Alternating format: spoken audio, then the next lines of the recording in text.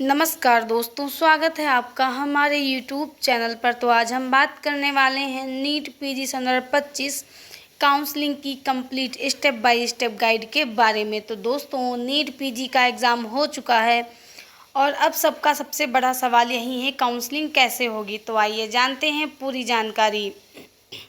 तो यहाँ पर हम देख सकते हैं काउंसलिंग के प्रकार। सबसे पहले समझ लीजिए, नीट पीजी में दो तरह की काउंसलिंग होती है, एक ऑल इंडिया कोटा पे, एक स्टेट कोटा पर। तो जी हाँ दोस्तों, ऑल इंडिया कोटा यानी AIQ पर यह 50% सीटों के लिए होती है। इसे MCC यानी मेडिकल काउंसलिंग कमेटी कराती है। इसमें देश भर के सरकारी मेडिकल कॉलेजों में 50% सीटें आती हैं। साथ ही AIIMS, Jawaharlal university, post graduate university और डीम्ड यूनिवर्सिटी भी MCC के तहत आती हैं। तो अब बात कर लेते हैं स्टेट कोटा की। बाकी 50% सीटों की काउंसलिंग हर राज्य खुद ही कराता है। उसमें उस राज्य के सरकारी और प्राइवेट कॉलेज शामिल होते हैं। यहाँ स्टेट डोमिसाइल स्टूडेंट को प्रायोरिटी मिलती है। तो दोस्तों, वहीं पर हम लोग बात कर लेते हैं रजिस्ट्रेशन प्रोसेस की, यानी कि all India quota plus state quota के रजिस्ट्रेशन के बारे में। यहाँ ऑनलाइन रजिस्ट्रेशन करें। MCC या राज्य की आधिकारिक वेबसाइट पर आप रजिस्ट्रेशन कर सकते हैं और आप यहाँ पर फ़ीस जमा करें, non refundable registration fees plus security deposit.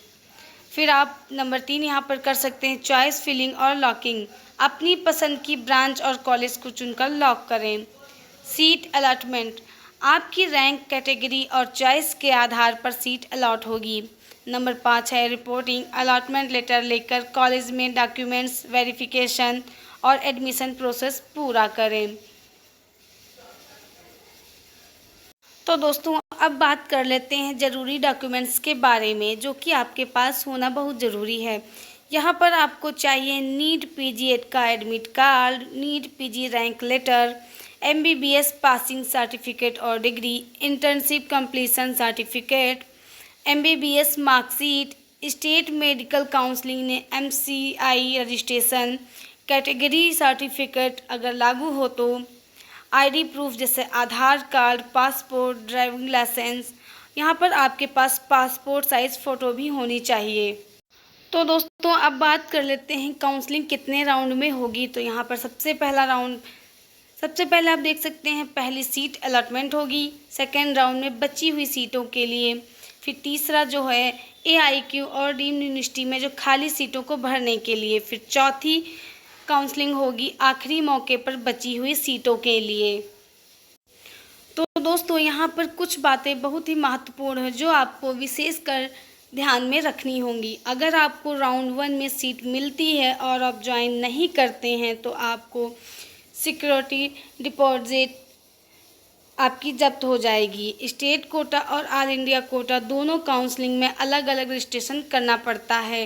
Deemed university की फ़ीस काफ़ी ज़्यादा होती है, इसीलिए सबसे पहले फ़ीस स्ट्रक्चर ज़रूर बनवाएं। तो दोस्तों, यह थी जानकारी काउंसलिंग को लेकर।